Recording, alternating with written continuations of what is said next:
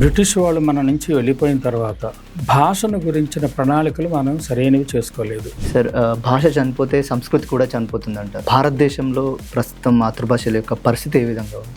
చాలా చాలా చాలా దుఃఖదాయకంగా ఉంది. మన వలస రాజ్యాల భాష అయిన ఇంగ్లీష్లో చదువుకుంటాం మొదలుపెట్టాం. దానివల్ల ఏమవుతుందంటే మనలో సృజనాత్మకత పూర్తిగా నశించిపోయింది. ప్రపంచీకరణకు ఏదో ఒక భాష అయితే కంపల్సరీ అవసరం. అసలు ఎందుకు ప్రపంచీకరణ అనేది అది చాలా పాత మాట. అంటే ప్రపంచీకరణ అనేది రకమైన ఫాసిస్ట్ ఆలోచన. సార్, ఇప్పుడు మీరు అంటున్నటువంటి ఈ స్థానికీకరణ అంటే వివిధ మతాలకు, వివిధ భాషలకు, వివిధ ఆచారాలకు, వ్యవహారాలకు కేంద్ర బిందువు అయినటువంటి భారతదేశంలో ఇవన్నీ సాధ్యం అవుతుందా? సాధ్యం అవ్వాల్సిందే.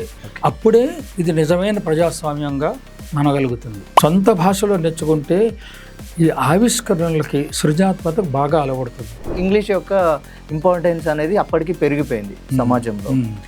సో దీనికి ఎవరు కారణం? అసలు ప్రజల కారణమా, లేకపోతే మాతృభాషల మీద యొక్క వాటి యొక్క ప్రాముఖ్యతను తెలియజేయని ప్రభుత్వాలది కారణమా? ఏంటి అసలు? ఇంగ్లీషు ప్రభావం పెరగడానికి మన దేశంలో ప్రజలు ఎలాగో కారణం కాబోరు. ఎందుకంటే వాళ్ళ చేతుల్లో ఏం లేదు. మనకు ఎలాంటి ప్రణాళికలు తీసుకురావాలన్నా మనం ఎన్నుకున్న ప్రతినిధుల నుంచి రావాలి. సార్, ప్రస్తుతం మన తెలుగు భాష యొక్క పరిస్థితి ఏ విధంగా ఉంది?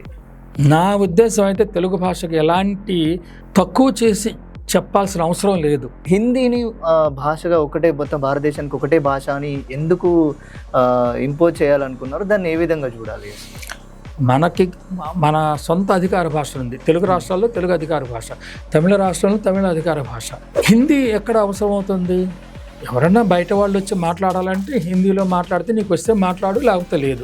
భాషా శాస్త్రవేత్తగా తెలుగు రాష్ట్రాల్లో, 2 తెలుగు రాష్ట్రాల్లో తెలుగు భాషని సజీవంగా నిలుపుకొని భవిష్యత్ తరాలకు అందించడానికి ఎలాంటి చర్యలు అవసరం? ఒకటి, తప్పనిసరిగా మన రాష్ట్రంలో మనం ఎన్నుకున్న రాజకీయ ప్రతినిధులు, నేతలు తప్పనిసరిగా కనీసం ఇంటర్మీడియట్ వరకు తెలుగు మాధ్యమంతో లేకపోతే మాతృభాషా మాధ్యమంలో విద్యను గడపాలి.